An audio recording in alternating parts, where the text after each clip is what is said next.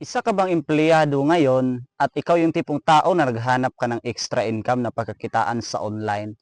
Alam mo ba, pwede mo din gawin yung ginagawa ko right now dito po sa community namin na copy and paste system. Ang kagandahan pa dito is pwede po to para sa lahat, kahit empleyado, OFW, senior citizen, retired, pwedeng-pwede mo itong gawin as long as willing ka matuto para kumita ka ng additional 20,000 to 50,000 per month gamit ang social media accounts mo ngayon.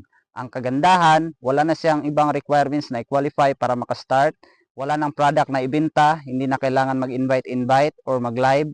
All you need to do is purely copy and paste na lang po, and all script are provided na po sa team kapag makastart ka na dito.